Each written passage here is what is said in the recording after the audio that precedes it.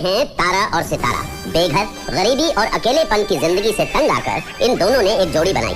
बस फिर क्या था, चल पड़े चोरी और ठगी के रास्ते पर, ये समझकर कि अब वो इस दुनिया को जीतकर अपनी एक खूबसूरत दुनिया बनाएंगे। अभी के जो सरकार है, राजनेता लोग हैं, इतना बेईमान हो चुके हैं, इतना घमंडी हो चुके हैं कि जनता की एक भी बात नहीं सुन पाते और वो अपने मनमानी करने के कारण उनका सरकार भी गिर जाता है। तो क्या इन सरकारों को समझना चाहिए कि जो जनता कह रहे हैं उनकी बातों को थोड़ा सा ध्यान दें। तो उनको समझना चाहिए कि जनता के द्वारा इनका ना जाता है सरकार।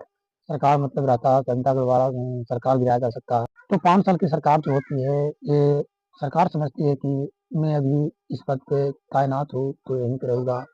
तो ऐसा बिल्कुल भी नहीं है। अगर आप को खड़ा कर सकते हैं लोग तो आपको गिरा भी सकते हैं।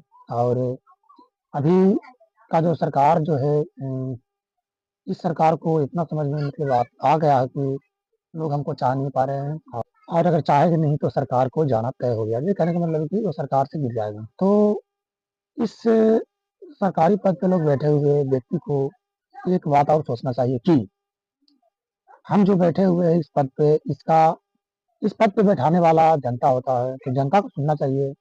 प्रजा जो होता है राजा का बालक होता है, एक तरफ से समझिए तो उनको देख रेख करने के लिए हर तरह से बातचीत मानकर अच्छे और बुरे का ध्यान में रखते हुए कार्य करना चाहिए।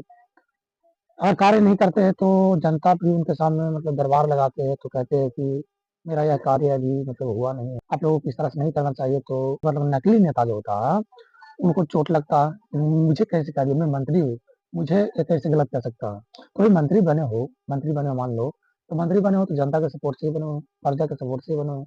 आपको वोट दिए कि आपको चुनो, आप रहिए इस पद पे। आपको कि रहकर हमें बहुत तरह का सुविधा देना है, आपको इस तरह से करना है।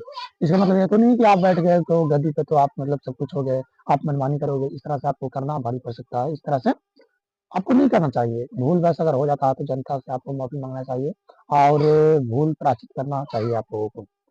तो आप लोग भूल प्रायश्चित नहीं करते हैं, बस अपना देखते हैं कि भाई मैं तो, मेरा सरकार है और हम अपने सरकार में मनमानी करेंगे।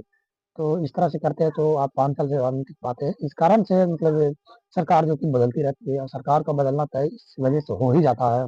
इन्हीं काम करने की वजह से लोग जो कि उनको हटा देते हैं पद से। तो अभी जो कि केंद्र में बीजेपी का सरकार चल रहा है, तो वो खंबे के द्वारा चल रहा है। फिर भी वो अपने आप को अ, ऐसा कि गिना रहा है जैसे मैं अभी अपने आप से सरकार बनाया हूँ। उस पे बैसाखी से बना हुआ सरकार है और उसमें जनता का सपोर्ट है। तो दोनों का कि ध्यान रखना चाहिए और सबको मिलजुल कर कार्य करना चाहिए। सभी का देश है, सभी का कि इसमें भागीदारी है और सभी मिलजुल कर काम करें और इसको विकास में आगे बढ़ाएं।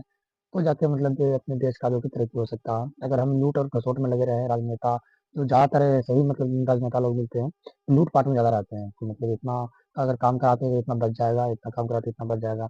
बस उन लोगों को लूट और घसोट के सिवाय कुछ दिखता नहीं है।